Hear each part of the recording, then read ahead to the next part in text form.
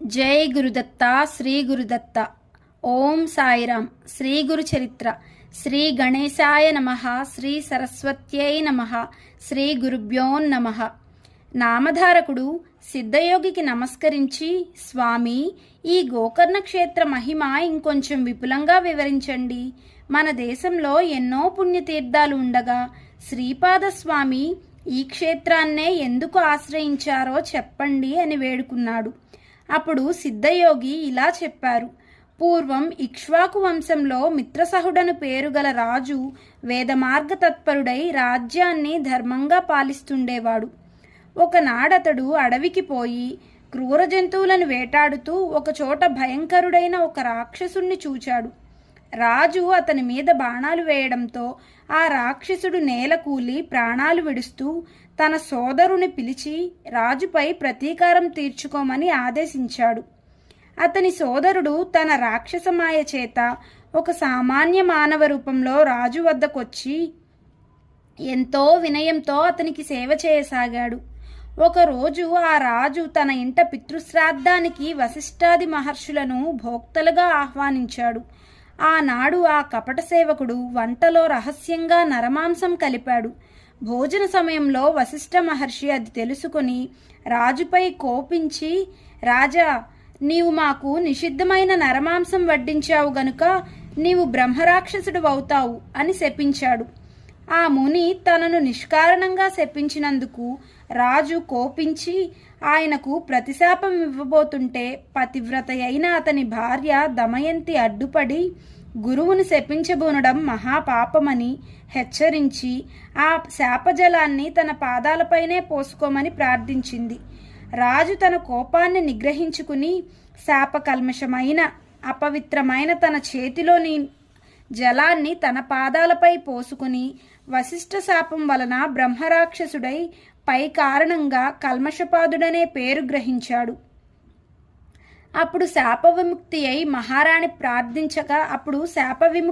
మహారాణి ప్రార్థించగా వశిష్ఠ మహర్షి జాలి చెంది, అమ్మా, నీ భర్తకు 12 సంవత్సరాల తరువాత బ్రహ్మరాక్షసత్వం పోతుంది అని ఆశీర్వదించి తమ ఆశ్రమానికి వెళ్ళిపోయారు. అప్పటి నుండి కల్మషపాదుడు ఘోరమైన ఆ అరణ్యంలో నివసిస్తూ అచటి క్రూర జంతువులను మనుషులను పట్టుకుని తింటుండేవాడు. అతని బ్రహ్మరాక్షస రూపం ఛాయలా అతనినెప్పుడూ వెంటాడుతుండేది. ఒకసారి అతడొక బ్రాహ్మణ శ్రేష్ఠుని చంపి తిన్నాడు. అందుకు ఆ బ్రాహ్మణుని భార్య శోకంతో, నీకు వశిష్ఠ శాపం తీరి నీ పూర్వరూపాన్ని పొందాక నన్ను నా భర్తను ఎడబాటు చేసిన పాపానికి భార్యా సంగమం చేస్తే నశిస్తావు అని శపించింది. కొంతకాలానికి వశిష్ఠ శాపం నుండి విముక్తుడైన రాజు తన నగరంలో ప్రవేశించాడు. అతని రాకకై భార్య ఎంతో ఆతృతతో ఎదురుచూస్తున్నది. ఆమెను చూస్తూనే రాజు కన్నీటితో తనకు కొత్తగా సంక్రమించిన బ్రాహ్మణ పత్ని శాపం గురించి చెప్పాడు. భార్యాభర్తలిద్దరూ ఖిన్నులై ఆ శాప విముక్తికై తీర్థయాత్రలు చేశారు. మార్గమధ్యంలో వారు గౌతమ మహర్షిని దర్శించి తమ విషాదగాథ విన్నవించుకున్నారు. అది విని జాలి చెందిన గౌతమ మహర్షి, రాజా, భయపడవద్దు, పాపాలన్నింటినీ పారద్రోలి అభీష్టాలనిచ్చే పవిత్రమైన గోకర్ణ క్షేత్రముండగా బ్రహ్మహత్యా పాతకం నిన్నేమి చేయగలదు? ఆ క్షేత్రంలోని నీరంతా పుణ్యతీర్థమే. అక్కడ శిలలన్నీ శివలింగాలే. ఆ పవిత్ర క్షేత్రంలో మానవులకు పొందరానిదేమున్నది? ఆ క్షేత్ర మాహత్యాన్ని తెలిపే విషయం ఒకటి నేనక్కడ చూచినది చెబుతాను. ఆ క్షేత్రంలో మరణించిన ఒక చండాల స్త్రీని కైలాసానికి తీసుకుపోవడానికై శివకింకరులు వచ్చారు. వారిని అడగ్గా వారిలా చెప్పారు. పూర్వము ఈమె సౌదామిని అను అందమైన ఒక బ్రాహ్మణ కన్య.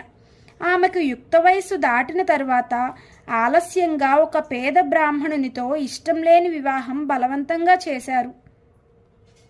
కొద్ది కాలానికే ఆమెకు పిల్లలు కలుగక ముందే ఆ బ్రాహ్మణుడు మరణించాడు. ఆమె కామవశం చేత ఒక కోమటివాని నుంచుకున్నది. జారత్వం ఎన్నటికీ దాగదు కదా. త్వరలో ఆ రహస్యం బంధువులందరికీ తెలిసి వారామెను వెలివేసి ప్రాయశ్చిత్తం చేసుకున్నారు. అప్పటి నుండి ఆమె నిర్భయంగా ఆ వైశ్యునితో జీవించనారంభించింది. అతని దుస్సాంగత్యంతో మద్యపానానికి కూడా అలవాటు పడింది. ఒకనాడామె కళ్ళు త్రాగిన మైకంలో ఆవుదూడనొక దానిని మేక అనుకుని చంపి దాని తలని మరునాటికని దాచి మిగిలిన దేహాన్ని వండుకుని భుజించింది. మరునాడు విటుడు రాగానే ఆమె వంట చేయబోయి ఆవుదూడ శిరస్సును చూచి నిజాన్ని కప్పిపుచ్చుతూ అయ్యయ్యో ఆవుదూడను పులి తినిపోయింది అని వలవలా ఏడ్చింది. ఆమె ఇటువంటి పాపాలనేకం చేసి నరకంలో శిక్షలనుభవించి కర్మశేషం వలన ఈ జన్మను పొందింది. ఈ జన్మలో ఆమె పుట్టుగ్రుడ్డి కుష్ఠరోగి అయి కొంతకాలం పాటు తన తల్లిదండ్రుల చేత పోషించబడింది. వారు మరణించాక దిక్కులేక ఆకలితో అలమటిస్తూ ఒక శివరాత్రి నాడు అందరినీ భిక్ష కోసం యాచించింది. ఆనాడు అన్నమెవరూ వండరు గనుక ఆమె చేతిలో కొద్ది మారేడు దళాలు మాత్రం ఉంచారు. అవి తినడానికి పనికిరావని తలచి ఆమె వాటన్నింటినీ జారవిడిచింది. ఆ బిల్వమంతా ఒక లింగం మీద పడింది. అదే ఆమె చేసిన శివపూజ. ఆ రోజంతా తిండి లభించినందువలన ఆ రాత్రి ఆమెకు నిద్ర రాలేదు. ఈ విధంగా ఆమె ఉపవాసము జాగరణ కూడా చేసినట్లయింది. ఆ రోజంతా ఆమె శివనామ సంకీర్తన విన్నది. తెలియక చేసిన ఆ వ్రతం వలన ఈమె పుణ్యాత్మురాలైంది. ఇప్పుడు ఈమెను కైలాసానికి తీసుకురమ్మని మమ్ములను శంకరుడు పంపాడు అని చెప్పారు. అప్పుడు ఆ శివదూతలు ఆమె మృతదేహంపై అమృతం చల్లి దేవ విమానం మీద ఆమెను కైలాసానికి తీసుకుని వెళ్లారు. అబుద్ధిపూర్వకంగా చేసిన ఆమె వ్రతానికే ఇంతటి ఫలితం ఉంటే ఇక మీరు బుద్ధిపూర్వకంగా చేసిన దాని ఫలితం చెప్పతరమా? కనుక ఓ రాజా, నీవు గోకర్ణ క్షేత్రానికి వెళ్ళి మహాబలేశ్వరుని సేవించు, బ్రాహ్మణి శాపం నుండి విముక్తుడవవుతావు అని గౌతమ మహర్షి ఆ క్షేత్ర మహాత్మ్యాన్ని ఇంకా ఇలా వివరించారు.